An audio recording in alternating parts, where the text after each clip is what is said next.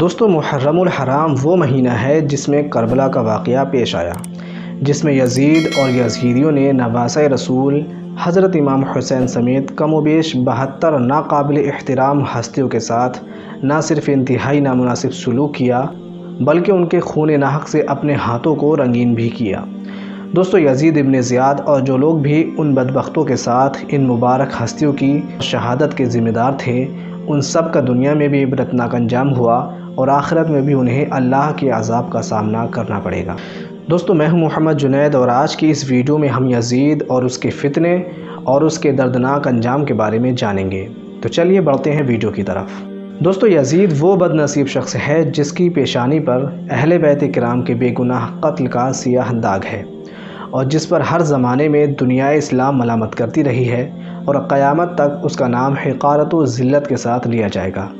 یزید 25 ہجری میں دمشق میں پیدا ہوا۔ یزید نہایت موٹا، بدنما، بد اخلاق، بد مزاج، فاسق، فاجر، شرابی اور بے ادب گستاخ تھا۔ اس کی شرارتیں اور بیہودگی ایسی تھیں کہ جن سے بدمعاشوں کو بھی شرم آ جائے۔ جن سے شرعاً نکاح حرام ہے، یزید ان سے نکاح کو رواج دینے والا، سود اور دیگر حرام کاموں کو اعلانیہ کرنے والا تھا۔ حضور اکرم صلی اللہ تعالی علیہ وسلم بھی اپنے زمانے میں وقتاً فوقتاً صحابہ کرام علیہم الرضوان کو یزید پلید کے فتنے سے آگاہ فرماتے رہے۔ جیسے کہ حضرت ابو درداء رضی اللہ تعالی عنہ نے فرمایا کہ میں نے نبی کریم صلی اللہ تعالی علیہ وسلم سے فرماتے ہوئے سنا کہ میری سنت کا پہلا بدلنے والا بنو امیہ کا ایک شخص ہوگا جس کا نام یزید ہوگا۔ حضور اکرم صلی اللہ تعالی علیہ وسلم کی انہی پیش گوئیوں کی وجہ سے مشہور صحابی رسول حضرت ابو ہریرہ رضی اللہ تعالی عنہ اپنے وصال سے قبل یہ دعا مانگتے تھے: اے اللہ، میں تجھ سے پناہ مانگتا ہوں 60 ہجری کے آغاز اور لڑکوں کی حکومت سے۔ چنانچہ آپ کی دعا قبول ہوئی اور 59 ہجری میں مدینہ طیبہ میں آپ کا انتقال ہو گیا اور ٹھیک 60 ہجری میں یزید پلید مسند سلطنت پر نمودار ہوا۔ دوستو حضرت امام حسین رضی اللہ تعالی عنہ کا وجود مبارک یزید کی آزادیوں کے لیے ایک زبردست محتسب یعنی حساب لینے والا تھا۔ وہ جانتا تھا کہ آپ رضی اللہ تعالی عنہ کے زمانے مبارک میں اس کو کھل کر کھیلنے کا موقع نہیں ملے گا اور اس کی کسی بھی الٹی حرکت اور گمراہی پر حضرت امام حسین رضی اللہ تعالی عنہ صبر نہیں فرمائیں گے۔ اس کو نظر آتا تھا کہ امام حسین رضی اللہ تعالی عنہ جیسے دیندار شخص کا کوڑا ہر وقت اس کے سر پر گھوم رہا ہے۔ اسی وجہ سے وہ اور بھی زیادہ حضرت امام حسین کی جان کا دشمن تھا اور اسی لیے حضرت امام حسین کی شہادت اس کے لیے باعث مسرت ہوئی۔ کربلا کے واقعے کے بعد حضرت امام حسین رضی اللہ تعالی عنہ کا سایہ اٹھ چکا تھا۔ یزید بالکل آزاد ہو گیا اور انواع و اقسام کے معاصی یعنی گناہوں کی گرم بازاری ہو گئی۔ حرام کاری، بھائی بہن کا نکاح، سود، شراب اعلانیہ رائج ہوئے، نمازوں کی پابندی اڑ گئی، بغاوت و سرکشی انتہا کو پہنچی۔ خواصت نے یہاں تک زور کیا کہ مسلم بن عقبہ کو 12,000 یا 20,000 کا لشکر لے کر مدینہ طیبہ کی چڑھائی کے لیے بھیجا گیا۔ یہ 63 ہجری کا واقعہ ہے۔ اس نامراد لشکر نے مدینہ طیبہ میں وہ طوفان برپا کیا کہ اللہ کی پناہ۔ قتل و غارت اور طرح طرح کے مظالم رسول اکرم صلی اللہ تعالی علیہ وسلم کے ہمسایوں پر کیے۔ وہاں کے رہنے والوں کے گھر لوٹ لیے، 700 صحابہ کرام کو شہید کیا اور دوسرے عام باشندے ملا کر 10,000 سے زائد کو شہید کیا۔ لڑکوں کو قید کر لیا، ایسی بدتمیزیاں کیں جن کا ذکر کرنا ناگوار ہے۔ مسجد نبوی شریف کے ستونوں میں گھوڑے باندھے 3 دن تک مسجد شریف میں لوگ نماز نہ پڑھ سکے۔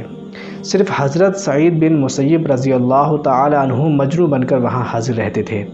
حضرت عبداللہ بن حنظلہ رضی اللہ تعالی عنہ نے فرمایا کہ یزیدیوں کی بری حرکات اس حد تک پہنچی کہ ہمیں اندازہ ہونے لگا کہ ان کی بدکاریوں کی وجہ سے کہیں آسمان سے پتھر نہ برسنے لگے۔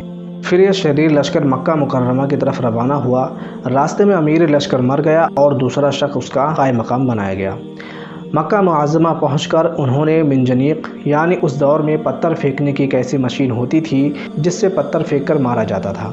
اس کی زد بڑی زبردست اور دور کی مار ہوتی تھی۔ اس سے پتھروں کی بارش کی گئی۔ اس پتھروں کی بارش سے حرم شریف کا صحن مبارک پتھروں سے بھر گیا اور مسجد حرام کے ستون ٹوٹ گئے اور کعبہ مقدسہ کے غلاف شریف اور چھت کو ان بے دینوں نے جلا دیا۔ اسی چھت میں اس دمبے کے سینگ بھی تبرک کے طور پر محفوظ تھے جو حضرت اسماعیل علیہ السلام کے فدیے میں قربانی کیا گیا تھا۔ وہ سینگ بھی جل گئے۔ کعبہ مقدسہ کئی روز تک بے لباس رہا اور وہاں کے باشندے یزیدی لشکر کی طرف سے پہنچنے والی سخت مصیبتوں میں مبتلا رہے۔ دوستو اب بات کرتے ہیں یزید کی موت کے بارے میں۔ کربلا کے واقعے کے کچھ ہی دنوں کے بعد یزید ایک ایسی ہلاکت خیز اور انتہائی موذی مرض میں مبتلا ہوا۔ پیٹ کے درد اور آنتوں کے زخموں کی تکلیف سے اس طرح تڑپتا تھا جس طرح مچھلی پانی کے بغیر تڑپتی ہے۔ یزید کو جب اپنی موت کا یقین ہو گیا تو اس نے اپنے بڑے لڑکے معاویہ کو بستر مرگ پر بلایا اور امور سلطنت کے بارے میں کچھ کہنا ہی چاہتا تھا کہ بے ساختہ بیٹے کے منہ سے چیخ نکلی اور نہایت ذلت و حقارت کے ساتھ یہ کہتے ہوئے باپ کی پیشکش کو ٹھکرایا کہ جس تاج و تخت پر آل رسول کے خون کے دھبے ہوں میں اسے ہرگز قبول نہیں کر سکتا۔ خدا اس منحوس سلطنت کی وراثت سے مجھے محروم رکھے۔ یزید اپنے بیٹے کے منہ سے یہ الفاظ سن کر تڑپ گیا اور شدت رنج و الم سے بستر پر پاؤں پٹکنے لگا۔ موت سے کچھ دن پہلے یزید کی آنتیں سڑ گئیں اور اس میں کیڑے پڑ گئے۔ تکلیف کی شدت سے خنزیر کی طرح چیختا تھا۔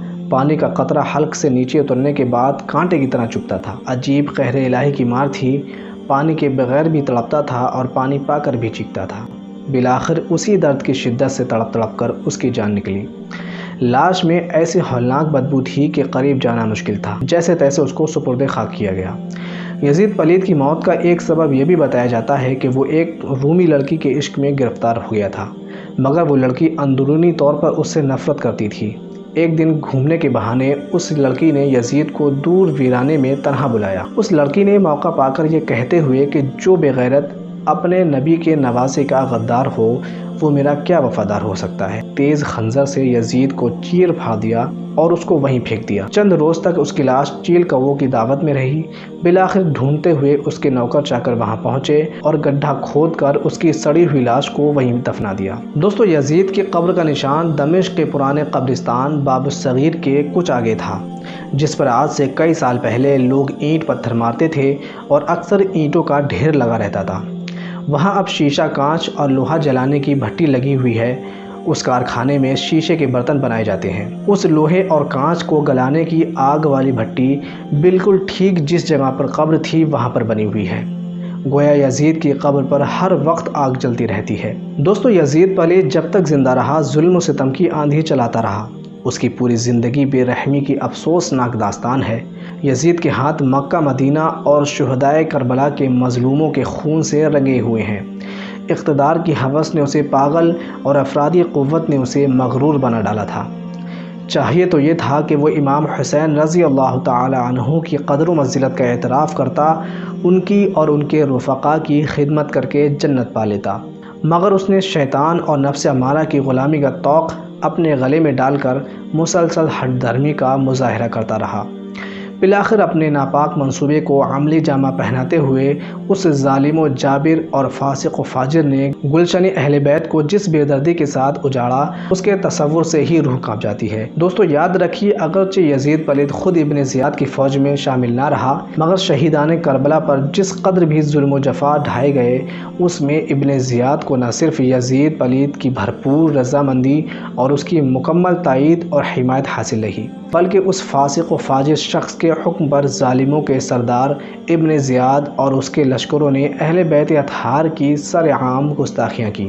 لہٰذا یزید جیسے پلید کو بے قصور قرار دینا اہل بیت اطہار رضوان اللہ تعالی علیہم اجمعین سے غداری، محبان اہل بیت کی دل آزاری، اللہ عز و جل اور اس کے رسول صلی اللہ تعالی علیہ وسلم کی ناراضی، نیز اللہ عز و جل کے قہر و غضب اور جہنم کی حقداری کا سبب ہے۔ اس معاملے میں خلفائے راشدین کا طرز عمل ہمارے لیے مشعل راہ ہے۔ وہ حضرات اہل بیت اطہار بالخصوص امام علی مقام حضرت امام حسین رضی اللہ تعالی عنہ کی عزت و ناموس کے سچے محافظ تھے۔ یزید پلید سے انہیں سخت نفرت تھی، نیز یہ نفوس قدسیہ اس کو امیر المومنین کہنے والے بدبختوں کو سخت سے سخت سزا دیتے تھے۔ تو دوستو آج کی ویڈیو کو یہیں پر ختم کرتے ہیں۔ اگر ہماری ویڈیو پسند آئی ہو تو چینل کو سبسکرائب کریں اور بیل آئیکن کو دبانا نہ بھولیں، ساتھ ہی ہماری ویڈیو کو شیئر اور لائک کریں۔ ملتے ہیں اگلی ویڈیو میں، تب تک کے لیے خدا حافظ۔